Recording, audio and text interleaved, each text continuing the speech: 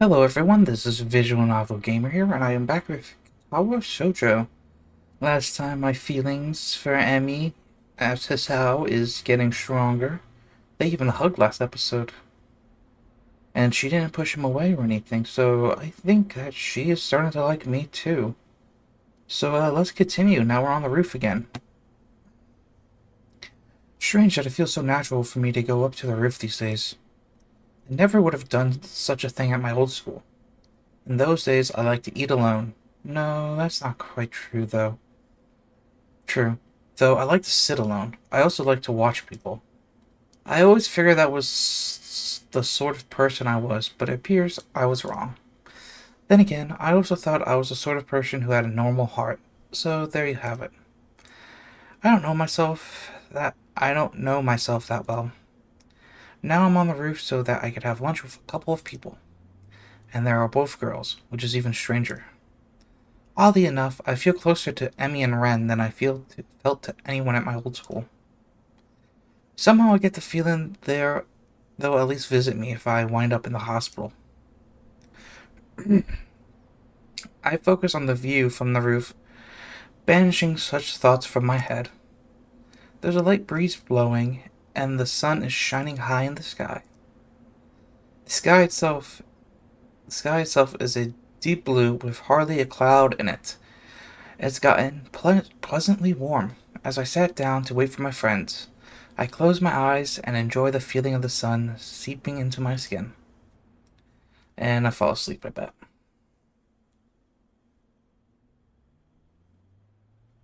Voices intrude upon the edge of hearing. Seems to have fallen asleep on us, friend. Maybe he's faking to lure us into a false sense of security. Why would he do that? No idea. Still, you make a good point. We should kick him or something to make sure he's really asleep.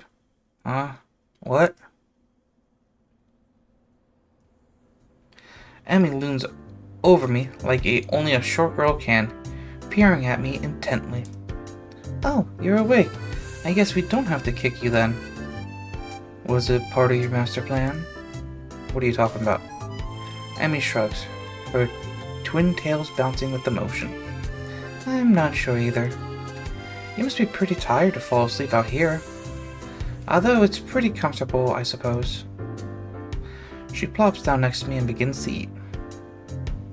Rim sits opposite from the two of us, a move which only makes me more aware of the girl sitting next to me. If I didn't know any better, I swear Ren did it on purpose. I concentrated on my food, trying to tune out the majority of the conversation that Ren and Emmy are having. Despite my best efforts, however, I still find myself glancing over at Emmy whenever she speaks. I notice how she pauses her lips when she's thinking about something, squirming slightly, as if that would improve her thinking ability. Rem says something that makes Emmy laugh, and I notice perhaps for the first time how she laughs with her whole body rocking back and forth. Head through back, almost like she's about to fall over. I probably look like a creep. It's about this time that I realize Emmy's looking at me. Her voice raised slightly, so she's probably just asked me a question. Huh? Sorry, I kinda zoned out for a moment there. Emmy rolls her eyes with a slight quirk of the eyebrow. It's the only sign that Rem even paying attention. I said, did you get your career survey in your class too? You know, one of those, what do you want to do after high school things? I don't think so. Maybe we'll get one tomorrow. What are you gonna put down? That's a really good question. I guess I always figured I'd go to college after high school, but I had no idea what I'd do once I got there. And with the heart attack and all, I've really been concentrating on each day as it came, rather than making long-term plans. I suppose I could safely start planning ahead again. I always like having at least a vague plan for my future, so it would be nice to come up with one again. Of course, that doesn't change the fact that right now I got absolutely no clue. I always kind of assume I'll figure it out in college, that, or just become a salaryman. That's pretty popular. But do I really want to? That's a tough question. I guess I don't really want to do anything. You don't sound very excited about that one, do you? She laughs as she says this, and I caught up in her laugh again. It's so girlish, high and giggly, like a, well, probably the cliche, like a babbling bloke. It bubbles out of her, starting in her belly and working its way up to her throat. I can't help but laugh myself. It's infectious. Yeah, I guess I'm pretty unhappy with the salaryman idea. But to be honest, I haven't given much thought to the future recently. I suppose that these days I've been more concerned with living one day at a time. Emmy considers this for a moment and grins. That's a pretty good idea, Hisao. I just wrote down pirate. I'm momentarily stunned, though I start laughing. I stop myself and manage to gas out a question. You're not actually serious, are you? Emmy looks mock offended. Well, I got the legs for it already, so I just kind of figured. Even Rem seems amused by this. Just you wait, I'll be the terror of the high seas. I'll show you all. I even been working on my pirate voice. She suddenly springs up and begins swaying up and down the roof, shouting orders. Yar, my hearties, give a broadside with the long guns.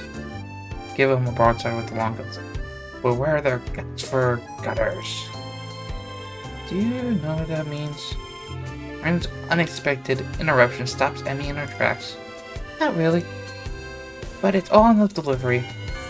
The ringing of the bell prevents her from demonstrating her point further. Emmy dashes off immediately, leaving Ren and myself alone on the roof. Ren stares at me. Intimately for a few moments. Is there something wrong? Ren considers the question closely for a moment. After a long pause, she shakes her head. Nope. Oh, why the staring then? Ren shakes her head again. Nope, I don't get it. Get what? The staring thing. You two seem to, but I don't. Great, she saw me staring. Now she probably thinks I'm a pervert or something. Actually, probably not. This is Ren we're talking about after all. Still, I feel the need to defend myself. I wasn't staring, I was just tired. Ren actually snorts at this, but she doesn't say anything. No, really, I was just distracted as all. Eager to end this conversation, I head back down to class. She said you too. I'm greeted by the twin spectators of Susune and Misha, looking like they mean business. Well, Susune looks like she means business anyway. Misha just looks like she's about to start laughing at any moment. Up on the roof again, Ichan? You know that's dangerous, don't you? ... That's right. The school cannot be held responsible for any injury that comes from being up there, you know? Furthermore, we could report you for breaking the rules. Misha leans in and whispers conspiracy. But we won't, Ichan. You three are too cute together. She straightens up, laughing at my sudden blush. Wahahaha! You're too easy to tease, Ichan. Hey, come on. I'm still new here, sort of. Isn't it mean to pick on the newcomer like this? Nope. It's to help you get acclimated to your new surroundings. Ah, I see. Well, do you have to be so overzealous about it? Yep. Ah, that aside, Ichan, we're looking for you this morning, but you weren't in your room. Of course I wasn't. I was out for my morning exercise. We're here in class bright and early. Unlike you. Shitsune looks peeved at a beat later, so does Misha. Or she tries to act, at any rate. That was because of student council business. You should be grateful that we worked so hard for you. Oh, I am. So what do you need from me? Not another attempt to rope me in to do their dirty work, I hope. We had to give you something. We had to give you something. But since you weren't around, we dropped it off in your room. Something? Like what? Oh, you'll find out when you get back, Ichan. Wahahaha! Muto entering the room ends our conversation and we all head to our seats. It's only after I settle down at my desk and the teacher starts talking about something or another that something odd strikes me. What did Ren mean, you two seem to? Was Emmy staring at something too? For a brief moment, I considered the possibility that Emmy was staring at me the way I was staring at her. Of course, that's ridiculous. Still, I can't deny that. I wouldn't mind if it were true. But it's best not to think of that. No need to get my hopes up. Come to think of it, when did I start having hopes like that anyway? I shake my head in an attempt to clear it and focus on the lesson.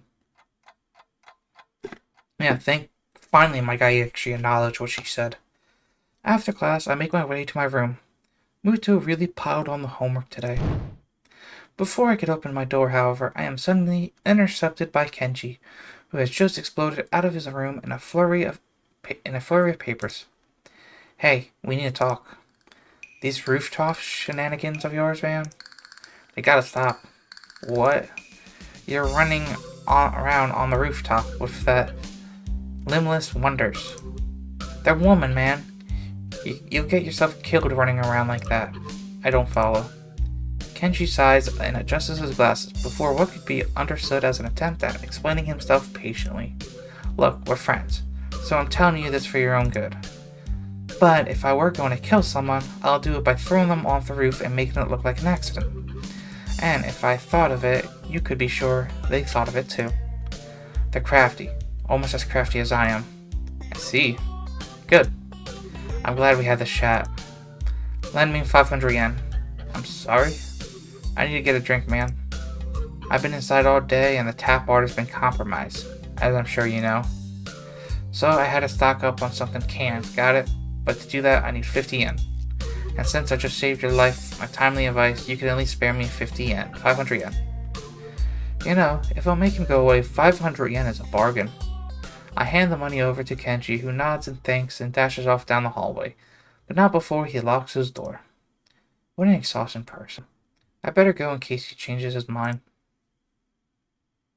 As soon as I close the door, my heels tap against something lying on the floor. It's a brightly colored rectangular of paper. This must be something Misha mentioned before. Probably a student council leaflet. She slid under the door. However, when I pick it up, I found that I couldn't have been more wrong. Someone actually wrote me an old-fashioned handwritten paper letter. Who bothers doing something like that these days? In this day and age, anyway. Yet, as unlikely as the prospect of receiving one sounds, this is definitely a letter I had in my hands. I was planning on finishing my homework, getting some dinner, and going to bed in order to be ready for tomorrow's morning run. However, the letter has naturally caught my interest. I sat on my desk to examine it properly. It's the first piece of mail I receive here at Yamako, so it feels special even if it wasn't something as rare as a handwritten letter. What causes me even more trepidation is the name of the sender, written neatly on the back of the envelope. Inako? I had no idea why she wrote to me.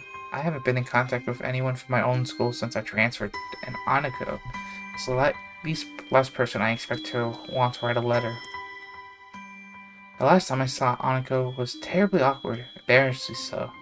She came to my hospital room, peeled me an apple out of courtesy, and then we practically sat in silence for half an hour. She said goodbye and didn't look at me in the eye when she closed the door. It might have been a natural end to the series of visits that we probably pretty painful for both of us. Every time she visited me in the hospital, I wanted to talk to her, but something stopped me every time. Every time that I didn't speak made the next time even harder. She looked so guilty that I didn't want to say anything that might upset her, and I never could figure out the right words to say. I think Inako blamed herself for my heart attack. That's ridiculous, of course, but knowing it and believing it are two very different things. I told her that it wasn't her fault, She nodded, and I really think she understood that if it hadn't been that, then sooner or later something else would have made my heart give out. Yet she looked so hopelessly sad every time she opened the door and entered my room. So I never managed to say the things I wanted to say. In the end, that might have hurt her even more. I like this picture, how they actually drew the Japanese letters on it. I like it. Carefully, I opened the envelope and drew out the folded letter from within. Dear Sal, how are you? I hope you are well and happy at your new school. Everyone here misses you. Almost all of our second year class got put together in class 3-1 for the final year, so we were pretty comfortable from the beginning of the year. I'm sure you would have been assigned to this class as well. The mood among the third years seems to be very anxious about the final exams, even though they are so far away. The teachers are badgering us about it all the time. Even old Takubachi, who is, by the way, our homeroom teacher this year. Would you believe it? I was sure that he would retire after our second year, but here he is, nagging everyone about studying for the exams. I think things like that are the main reason why the mood among the third years is so nervous. I must admit that I'm somehow losing confidence in myself as well, even though I always fairly reasonable well in exams. It's so weird to think we are already seniors, isn't it? Time has really flown past. I wonder where it went. The new first year seemed so young and somehow really innocent. I keep wondering if I was like them in my first year. I've been feeling nostalgic like this for the whole first trimester. There are other things I want to say. I'm writing to you because I felt that there are things I should have said after the incident back in winter. I really regret that I wasn't able to say them in person, and I have no excuse for it. Yeah, I think I had quite enough of this.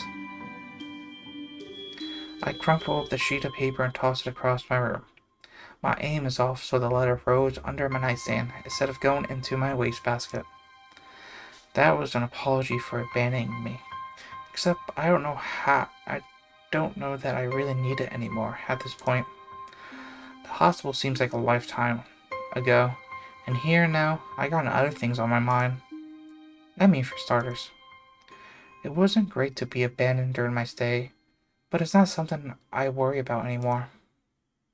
In fact, I haven't even thought about the hospital in what feels like forever until the letter came in. It's almost annoying to have received it. I got exams to study for myself. I have no time for the past.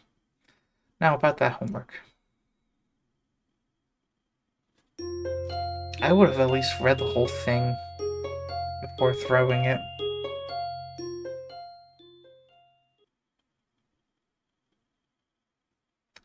So, what's the plan for today anyway? I'm waiting patiently in the hallway of the girls' dormitory, just outside of Emmy's and Ren's rooms. Emmy is apparently helping Ren with getting dressed. I suppose that makes perfect sense, as I have no idea how Ren would get dressed otherwise. Picnic. Picnic? That's what I said. Sounds pretty exciting. I know, right? Ren chooses this moment to make an observation. The sky seems threatening today. Actually, I noticed that too on my way over. Despite the sunshine of the early morning, the afternoon seems to have taken a turn for the gloomy. There's a heaviness to the air, as well the usual herds of rainstorm. I wonder if I should have brought my umbrella. She's got a point. Emmy, you sure that you still want to risk getting caught in the rain? I don't even know why I bother asking. Emmy pops out of Rem's room into the hallway looking shocked that I even suggested canceling our plans. Of course. What, the threat of rain's supposed to stop me? I can't help but grin at her belligerent response. It's almost like she's daring the rain to come. If Mother Nature was walking down the street, I think Emmy would probably start a fight with her, or at the least challenge her to a race. In fact, Emmy seems almost aggressively cheerful today. Ren wanders out into the hallway looking her usual self. Well then, are we all ready to go? I'm ready. Ren nods and says a single word. Basket. Beg pardon? The basket's in Emmy's room. You should carry it. Emmy cups a hand to her mouth, embarrassed. Oh my gosh, I almost forgot about it. Nice save, Ren. Emmy darts into her room and merges with what looks like a very well-stocked picnic basket. As she hands it over to me, I note that it feels heavy enough to be 1, 2. Good lord, how much food did she pack? More to the point, where did she get the money for all this? So, are we set to head out? Yep. Ren gives a nod and we head out of the dormitory. Oh, it's dark. I can't help but frown when I notice how gray the sky's gotten in the 10 minutes I was inside. Still, Emmy does not seem concerned by such petty concerns as the color of the sky. She's positively skipping as we walk. Which reminds me, where are we going? This brings Emmy up short and she shoots me an embarrassed look. You know, I haven't really thought of that. What do you think, Sal? Well, there's the spot where we eat during the festival, but it might be nice to leave the campus for a while. However, I'm not sure if there's any good places to do that in town. Just as I'm about to open my mouth, Ren unexpectedly interjects with a suggestion. There's a park in town near the art shop. Great idea, Ren. I totally forgot about that place. Crisis averted. Do you know how to get there, Ren? Ren shrugs. It's pretty likely. Good enough for me. I would prefer no one for sure, but what the hell. Lead on, Ren. The 3 of us quickly make our way off campus and take the road down into town. The basket's a bit heavy. I hope the park is close by. We pass the art supply store, Ren slowing her pace slightly as we go by. Emmy notices Ren's change of pace and stops. You want to go in, Ren? Ren shrugs. Nothing I need. Are you sure? There's the slightest flutter of a smile on Ren's face, quickly replaced with her usual expression. Nice and certain, but on this, at least I'm pretty sure. Nice of you to offer. Well, it's not like I'm the one carrying the basket, but I bet Hisao wouldn't have minded anyway, right? Oh, of course not. This is hardly a heavy load. I flex for emphasis. Emmy shuffles a snort of laughter by pointing to the park at which we suddenly arrive. Oh, I remember this place. I ran into you here that one time, didn't I, Ren? Ren's eyebrows raised slightly. Maybe. I'm unwilling to say for certain one way or the other. Memory's a tricky thing, you know. Well, I'll be. We made it in one piece after all. The sun still nowhere to be seen, but neither Emmy or Ren seem to mind. Oh, this is a cute picture. Wow, those fake legs look really real. We find a spot to sit on the grass, and I set the basket down gracefully. There's a surprising amount of food prepared. Maybe we were supposed to be joined by some of Emmy's teammates or something. I'm starving. Dig in. She attacks the food as if she had nothing to eat for years. Look how my character's staring at Emmy's staring at me, and Ren's looking at the both of us. Yep, there it is. I'm just reaching for the food myself when I feel the first drop of rain land on the back of my hand. Uh-oh. Looks like the weather's not going to cooperate with us. Oh, Emmy's face. I just noticed it. Adorable. Oh, she's pissed. Emmy glares at the sky as if that alone will hold back the rain. I very nearly believe she could do it. It's one heck of a glare. I'd better cooperate. You hear me, Sky? You stop that raining right this instant. The sky doesn't seem inclined to listen to her. despite the commanding tone she's taken with it. Instead, the rain seems to increase. Rin wrinkles her nose in distress at this turn of events. Regrettable. What do you mean? Ren shrugs. I could paint this if I weren't out here. Shame to miss it is all. She doesn't seem angry or annoyed at it, just a little disappointed. Emmy laughs in response to Ren's comment. Guess we should have stopped in the art supply store after all. Huh. The rain increased a little more, offended that we haven't fled yet. Despite the warm temperatures we've been enjoying, the rain is rather cold. I wish I brought my umbrella. Hey, we should probably head inside to keep dry. We're already pretty wet, Hisao. Yeah, but we could dry off this way and maybe wait out the storm. You don't want to catch a cold or anything, do you? Emmy considers this for a moment. I can tell that part of her wants to stay out in the rain just to spite the weather. Unfortunately for her, the weather hardly cares about what we do.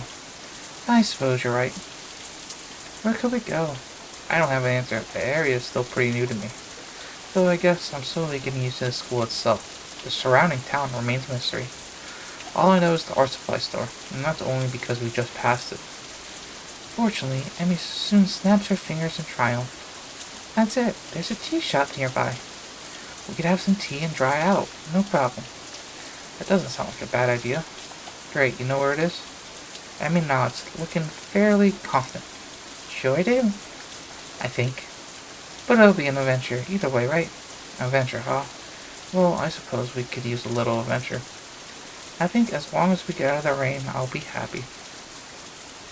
The picnic basket is a little lighter now, at least. Lead on. Ren and I follow Emmy as she weaves through the streets with something approaching confidence. Now, left here. There, the Shanghai, I think? Shanghai. Emmy breathes triumphantly as she points to the tea shop. It seems fairly crowded inside. A symptom of the southern rain, I'm sure. Why is Yuki here? Welcome, can I? I'm surprised to find out that our waitress is none other than Yuko. She sure looks the part in her uniform. It's hard to believe this is the same librarian from our school. Does she work 2 jobs? I guess that must be it.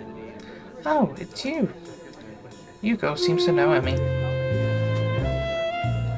Emmy grins brightly, pleased to be remembered.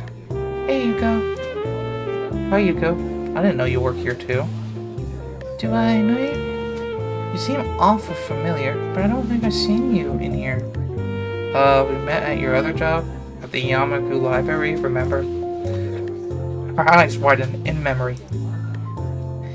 Yeah, that's it. Nice to meet you again. Oh no, this is bad. I should have remembered a customer's face. I'm sorry. I'm terrible sorry. Yuko goes from realization to panic in a split second, performing a series of high-speed bows in nearly avoiding getting headbutt in the process. Whoa, hey, calm down. Listen, I wasn't a customer when we first met. In fact, I haven't even been to this Shanghai, so it's alright. Not the best display of logic, but it seems to relax her a little. Do you really think so? Yeah, I'm sure. Positive. Isn't that right, girls? Emmy has been watching this little drama unfold with considerable amusement. Yep, it sure is. Well, okay. So Yuko, got room to seat us? Yuko nods and leads us to the corner booth, providing us with some small towels before taking our order. What will you have? Cake, and some tea too, I guess.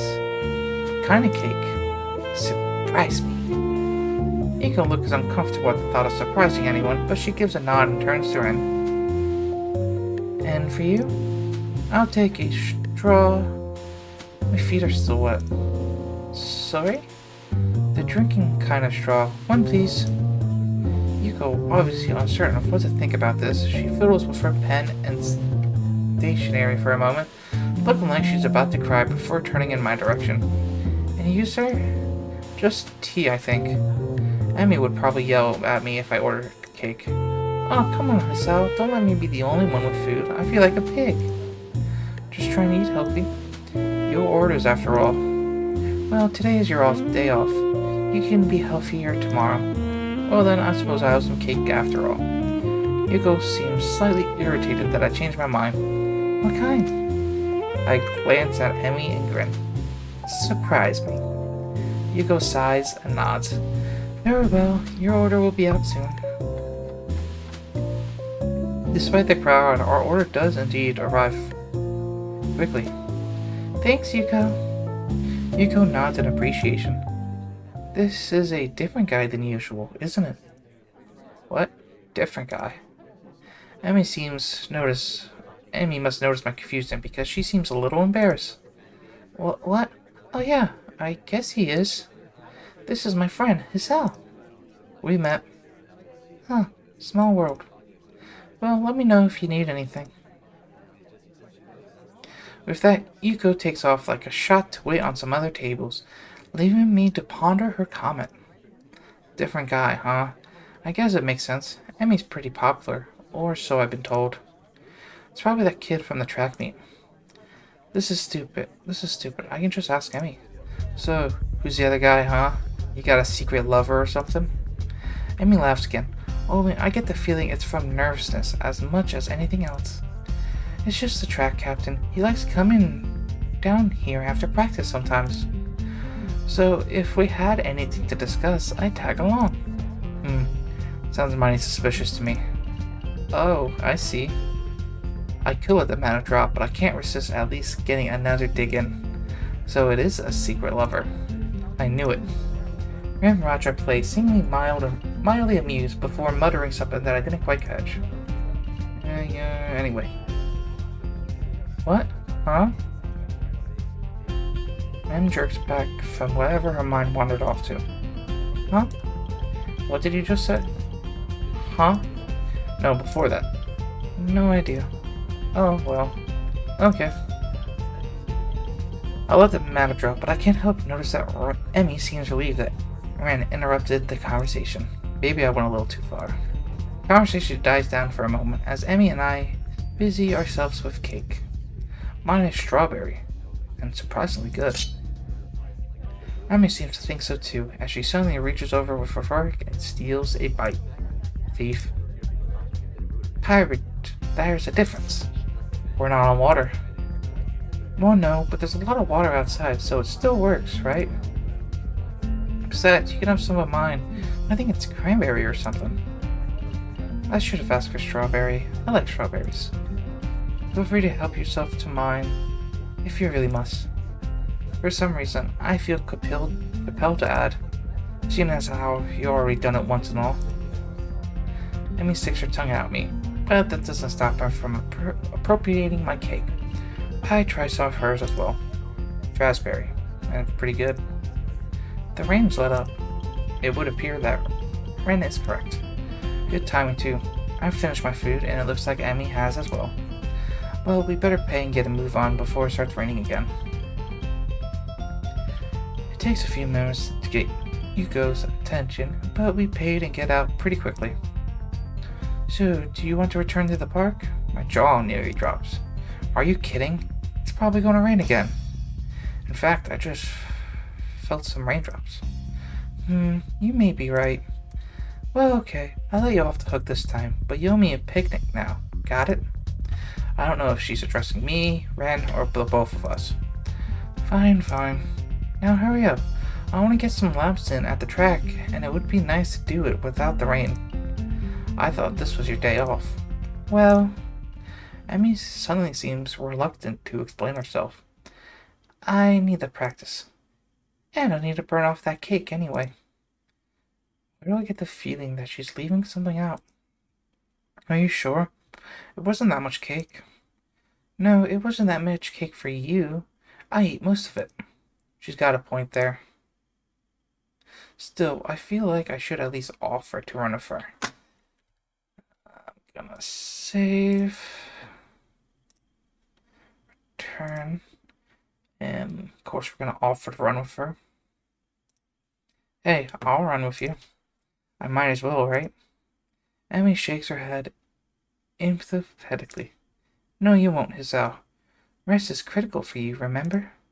I won't allow you to push yourself too hard. I guess she's better at giving advice than taking it. Whatever you say, Emmy. I think it's probably best not to press the issue.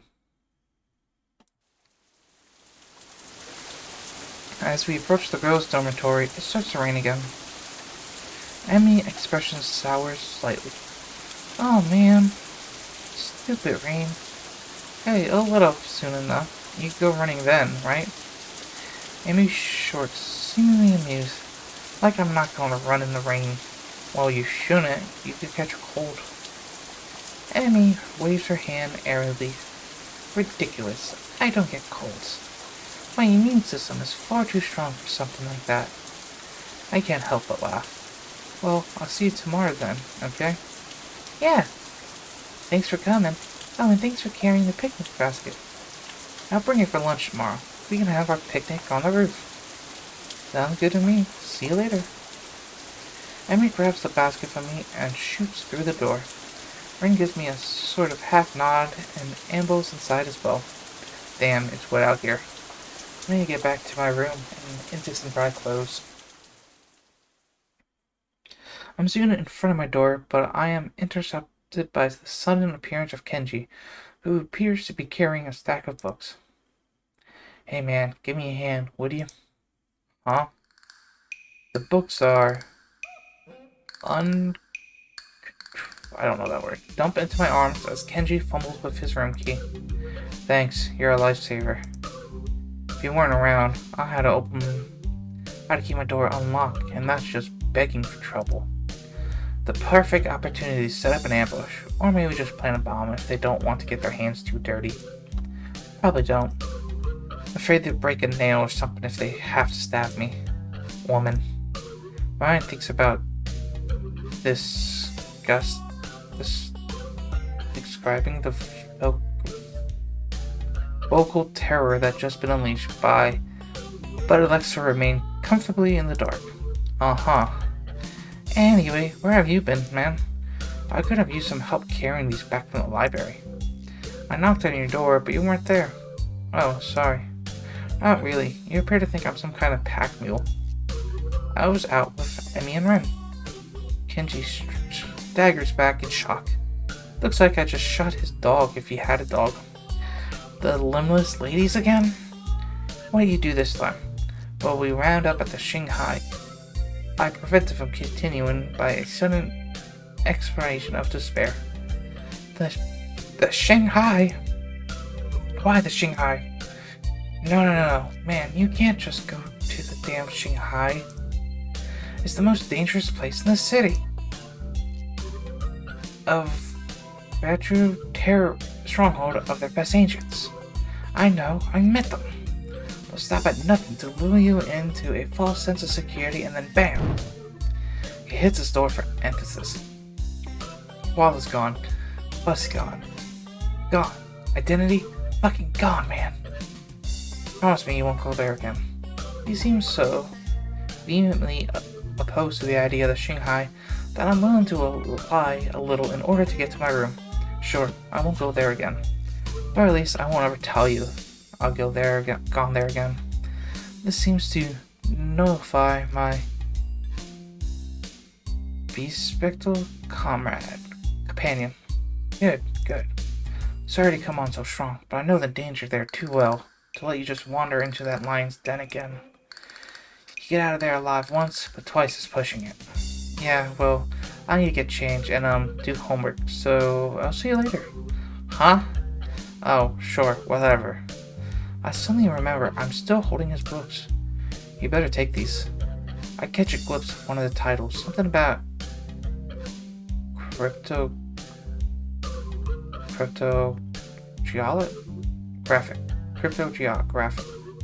What a weirdo. Kenji grabs his precious cargo from me and disappears through his doorway. I open my door and walk in, grateful to get out of my soaking wet clothes. The rain outside picks up, and I find myself hoping that Emmy's not out running in this weather. She seems so adamant about doing the run alone. I can't help but wonder if her leg's still bothering her. I try to remember whether or not I've seen her limping at all today. but I can't. Guess I was too caught up enjoying the day, even if it did rain on us. And as I think back over to the events of today, I keep finding myself focusing on my running partner. Her complete refusal to allow the rain to spoil her plans was incredibly cute, but there was something else there too. Sort of an unflappable attitude when it comes to enjoying the day as it comes. I really like that quality. Maybe I need to do a little of that myself.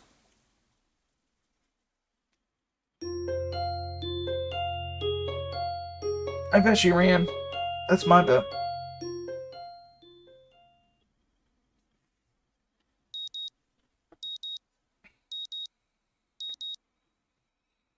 The sound of my alarm brings me out of my dream, involving pirates and some other stuff I can't really remember. I'm a little blurry-eyed, and it feels like it takes me longer than usual to get dressed and down to the track. I glance at my watch reveals that I was right, and I am in fact running a little late. The thing is, there's no Emmy. I thought she should be here. She definitely should be here. I mean, I was late. I guess I wasn't the only one who had trouble getting up this morning. The thought crossed my mind that it never quite stopped raining yesterday. Did she go running anyway? It seems likely. Emmy's a lot of things, but cautious isn't one of them. She apparently figured the rain wouldn't stop, and that's why she was so adamant about running alone. Still, I would have gladly run with her, even if it was in the rain. Heck, if anything, I would have been able to convince her to come in once it got really bad. That would be why she didn't want me to go along, of course. Even so, I can't help wanting to know where she is. Well, nothing for it. I better stretch and run. Hope that Emmy shows up with a grin and an excuse.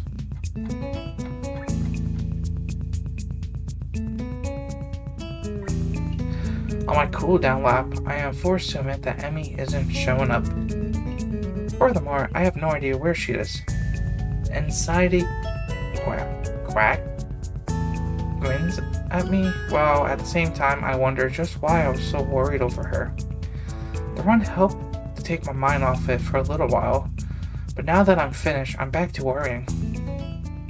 It was weird not having her here. Downright unnerving. It suddenly dawns on me that I've been running to hang out with Emmy as much as I've been running to stay healthy. Probably more to be with Emmy now that I think of it. It's one of those things that are completely obvious, yet somehow I never realized it. She really is someone I enjoy being with. As relations go, it's hardly world shaking. All the same, I find myself feeling slightly shocked. When did this happen? Well, no time to think about this, though. I want to ponder this new development. I have a greater desire to find out what happened to Emmy. I'll ask the nurse when I stop in to see him. Well, you seem to be in good shape, Azal. That's good to hear. I replaced my shirt and started to leave as usual. Except instead of leaving, I ask a question. Hey, where's Emmy? She didn't show up this morning. She okay? Well, I tried to violently to conceal the anxiety in my voice. The nurse expression suggests that I failed miserably. You mean she didn't tell you? She's sick in bed. What? Sick? The nurse shrugs. Yeah, she came to my office early this morning with a fever. To be honest, I'm surprised she made it here. She was burning up when she arrived. I bet she planned to let you know, but she asked me to tell you. Oh, shoot. The nurse gives me a sheepish smile that seems at least partially sincere. I told her I'd stop by the track to let you know in case she forgot to. Sorry about that. But we don't need to tell Emmy I forgot, right? In return, the nurse smiled with a devious one of my own. Oh, of course not. This is fine blackmail material. I save it for whenever I need a favor from you. The nurse laughs. Well, I guess I deserve that. But you know, I got tons of blackmail on you that you're not even aware of. So don't push your luck, okay? My expression earns another laugh from the nurse. I'm just kidding, Sal. But seriously, don't tell Emmy I forgot, okay? Your secret is safe with me. Oh good, now go on, get out of here. Wait, I got one more question. Shoot, is she gonna be okay? Oh yeah, definitely. Her fever was high, but was already starting to go down by the time she came by my office. I'll probably check up on her again at lunch to be sure, but I expect she'll be up and about by the evening, no matter what I tell her. Maybe I should visit her after class. It takes me a second to realize I spoke aloud. The nurse raises an eyebrow, gives me a searching glance for a moment. Well, it might not be a bad idea. You could let me know if she's taken a turn for the worse, I guess. But no funny business, you got it? I know what meds you're on after all. I think that's a threat against my life, but I'm not sure. Either way, I assure the nurse that my intentions are chaste and exit the office. Interesting, the nurse sees me as some sort of potential suitor to Emmy. Even more interesting is how pleased that makes me feel. I need a shower. The lunch bell rings and I find myself this line to make my way up to the roof. After all, I'm betting Ren knows where Emmy is, and if that's the case, then I doubt she'll bother going up there. More to the point, I doubt we'll have any sort of socializing conversation if she did. Chances are she'd prefer to be alone up there anyway, so I don't accidentally ruin her train of thought or something. Unfortunately, I don't really feel like heading to the cafeteria either. Guess I'll go to the library instead. I need a new book to read anyway. Having finished my other one yesterday before bed. Maybe I can find more by the same author. I love libraries. They smell like dust and paper and ink. All these stories and facts and opinions crowded together in one place makes the air come alive with potential. I'm not sure how to navigate Yamako's library yet, having mostly stuck to books I brought with me, so I searched for the librarian to ask for help. ... I suppose she's not around. Can't believe it. Yuko, looking rather distracted, suddenly emerges from one of the aisles. Excuse me. Oh, can I help you? Actually, I was looking for a book. So am I. Advanced Cryptogeology. We just got it in, and now it's gone missing. I really wanted to read that one. Cryptogeology? Yeah, that is... This guy I knew. No. Not sure how to describe it. Skip to the end. He got me interested in cryptogeology, and only now the book's gone. And I think it's been stolen. Sounds pretty terrible. Yeah, especially because now I have to search the whole library for it, even though it's probably not even here. You seem busy. A little. She dashes off down another aisle, and I resign myself to finding my own damn book. Plenty of choices. So Kenji did steal it, okay. Oh, come on, how did I get lost? These aren't even printed books, they're all in Braille. I guess that makes sense in a school like this, but honestly, it's a little annoying. I'm sorry, is someone there? A lifting voice drifts out from behind one of the cubicles set up for research. As I approach, I see that Lily's been reading a book while I've been stomping about the aisles. Oh no, I should be apologizing. I didn't mean to make so much noise. My, is that you, Sal? I have not heard from you in quite some time. I was beginning to think you forgot all about me. Sorry. Lily laughs in that refined manner of hers and shakes her head. I'm only teasing you, Hisao. From what I hear, you've been busy. Morning runs with Emi Izabaki and lunch on the rooftop, if I'm not mistaken. Yeah. Guess word gets around pretty quickly. That, and I can't coax poor Hanako on the roof anymore. You three are always up there claiming the spots for yourself. She chills me gently, though it's pretty clear she's just teasing me again. Still, I feel an odd need to apologize. Sorry, we could eat lunch somewhere else if it's a real problem. Oh no, I wouldn't worry about it. Hanako and I have other things to do at lunch too. So just read in the library, as you can see. Oh, Hanako's here too? I didn't see her. Lily smiles, a bit energetic. Oh, she's around. Somewhere. But I'm surprised, Asao. You're in here instead of up there. What brings you to the library? Well, Emmy's ill, so there's no lunch on the rooftop to keep me occupied. Lily raises an eyebrow at my statement before giving another chuckle. My poor Rim must feel left out. It's not like that. Ah, but I'm sure it isn't. Emmy tends to be the life of wherever group she's in. It's a shame to hear she's falling ill. Will she be okay? Somehow I get the feeling that Lily's just inquiring out of politeness, but I respond anyway. The nurse thinks so. I'm gonna swing by and see how she's doing after school myself. Another raised eyebrow. My, what a noble gentleman you are, Hisao. It's nothing really, just checking up on my friend after all. Ah, so it's just friends, is it? How disappointing. I blush, glad that Lily can't see it. But somehow she knows I've been flustered by her comment anyway and laughs. I'm sorry, Hisao, I'm teasing you again. Please do tell Emmy that I hope she gets better, won't you? A glance at my watch reveals I'm nearly out of time to find my book. Of course. Hey, I gotta find my book before lunch is over, so I better get moving. See you later. That was probably not the best phrase to use. Lily, however, takes my griff in stride. Until we meet again, Hisao.